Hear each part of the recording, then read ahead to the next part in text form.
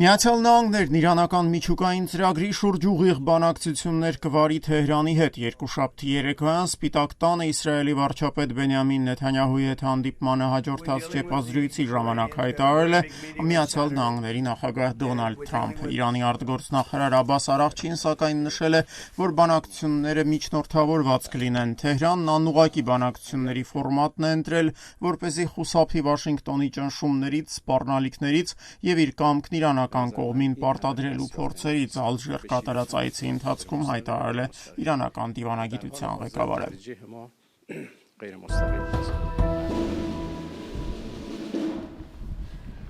Ուկրաինայի նախագահ Վլադիմիր Զելենսկին պնդում է, որ երկրի արևելքում Ռուսաստանի կողմից նաև չինացիներ են կռվում։ Ուկրաինայի նախագահի խոսքով օրերս ուկրաինացի զինվորականները երկու չինացի զինվորականների են գերեվարել։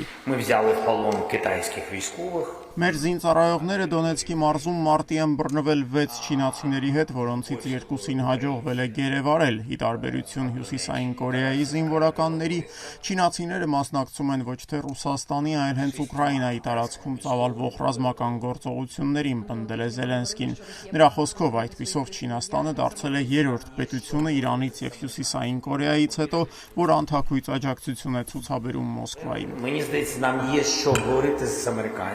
Կարծում եմ, որ այսօրվա նորություններից հետո ամերիկացիները պետք է փոխեն Ուկրաինայի հանդեպ իրենց մոտեցումները, հավելել է Զելենսկին։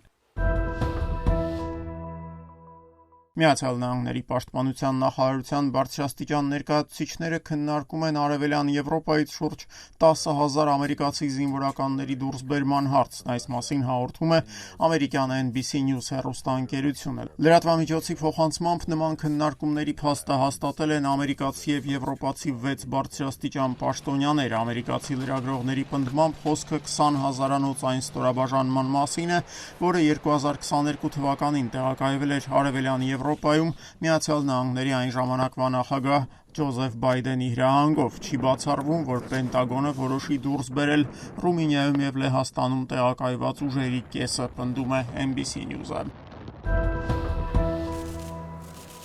Եվրամիության ղեկավարները դեռ հույս ունեն, որ Վաշինգտոնի հետ հնարավոր կլինի ընդհանուր հայտարարի գալ մաքսատուրքերի հարցի շուրջ։ Այս մասին այսօր Բրյուսելում հայտարարել է Եվրամիության գործադիր մարմնի Եվրոպական հանձնաժողովի խոսնակ Օլաֆ Գիլը։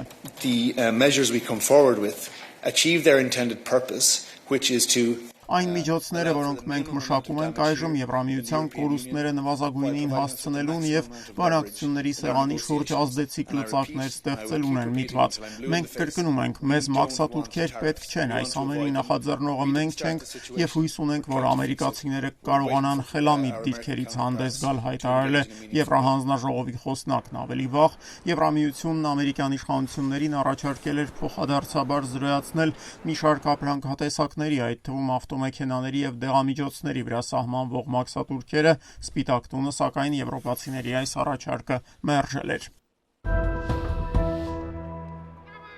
Նախագահ Թրամփի մերձավոր զինակից Իլոն Մասկը կոչ է արել Սպիտակ տան ղեկավարին զերծ մնալ մաքսատուրքերի բարձրացումից։ Այս մասին գրում է Washington Post պարբերականը, Սպիտակ տան իր աղբյուրները վկայակոչելով թերթի տեղեկություններով Մասկն անձամբ է դիմել Թրամփին, հորդորելով նրան չբարձրացնել Միացյալ Նահանգներ ներկրվող օտարերկրյա ապրանքների վրա սահմանվող մաքսատուրքերը։ Բացի այդ, ըստ պարբերականի, Թրամփին աջակցող խոշոր գործարարները հանգստյան օրերին փորձել են ոչ պաշտոնական մի խումբ ձևավորել, որն ակտիվ լոբիստական գործողությունների միջոցով պետք է փորձի փոփոխությունների ենթարկել Միացյալ Նահանգների նախագահի տնտեսական քաղաքականությունը։